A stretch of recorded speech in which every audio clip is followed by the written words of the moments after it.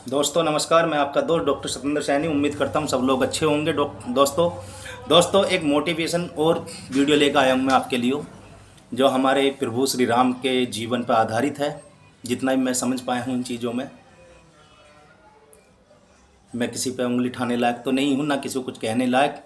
मैं सिर्फ इतना ही कहूँगा कि श्री राम जी का जीवन बड़ा कष्टदायक रहा है। और दोस्तों, स्वयं भगवान विष्णु के अवतार माने गए हैं या हैं हमारे श्री राम। दोस्तों, जिस दिन उनका राज तिलक होने वाला था, अगले दिन उसी दिन रात को हो गया फैसला कि ये इनको 14 वर्ष का वनवास दिया जाता है। और दोस्तों, अपनी धर्मपत्नी के साथ वो निकल जाते हैं सीता जी के साथ जंगल में। उनका भाई लक्ष्मण उनके साथ निकल जाता है कि मैं भी आपके साथ जाऊंगा भैया। और दोस्तों, सिंहासन दिया जाना था भरत जी को, जो उनकी माँ ने हट करके उसे ले लिया। दोस्तों, मैं सिर्फ आपसे इतना ही कहना चाहूँगा, वहाँ से वो जंगलों में रहे भटके। उसके बाद उनकी पत्नी जो सीता जी चोरी होगी, जो रावण उठा कर ले गए। हनुमान जी से मुलाकात हुई वन में ही। श्री राम ने भी जो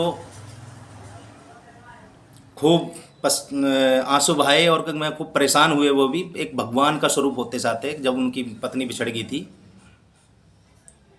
और बाली का भी वध करा इस बीच में सुग्रीव के खातिर, क्योंकि बाली ने सुग्रीव की धर्म पत्नी हिस्ताली थी और सुग्रीव को भगा दिया था राज्य से निकाल के। लेकिन वो पेड़ की आड़ में छिप के, एक भगवान थे उसके बावजूद पेड़ की आड़ में छुप के उन्होंने उसका वध किया, क्योंकि बाली के अंदर वो शक्ति थी कि जो भी उसके सामने लड़ना आवे उसकी आदि शक्ति स्वयं में ग्रहण कर लेता था वो, इसलिए विजय प्राप्त कर लेता था हर किसी पर, किसी से हारता नहीं था। उसके बाद मैं श्री हनुमान जी ने पता निकाला माँ कहाँ हैं सीते, और पता निकाल कर युद्ध हुआ। युद्ध होने के बाद जो कि मैं माता को जीत लिया गया, रावण मर गया है। रावण मरने के बाद जब माता जी को अयोध्या लाने की बात हुई तो वहाँ उनकी अग्नि परीक्षा लुवाई गई। अग्नि परीक्षा होने के बाद भी यो हमारी जो दुनिया ना पुरुष प्रधान है, अगर जो माता सीता की अग्नि परीक्षा ली और उन्होंने दी तो श्री राम जी को भी अग्नि परीक्षा देनी थी। मेरा मानना ये है, वो भी तो काफ़ी समय अलग रहे थे माता सीता से। लेकिन चलो छोड़ो इस बात को, पहुँचते हैं अपना जो कि मैं राजी खुशी अपना वहाँ पे राज्य को चलाते हैं अयोध्या जाके। राज्य को चलाते चलाते एक दिन एक धोबी ने नु कह दी, मैं राम नहीं हूँ जो इतने दिन वहाँ रही है अपनी पत्नी को, कितने दिन वहाँ रही है या फिर भी घर में रख रखी है। और उसी दिन जब राम के कानों में ये बात पड़ी, उसी दिन माँ सीता को त्याग दिया और प्रेग्नेंट थी वो।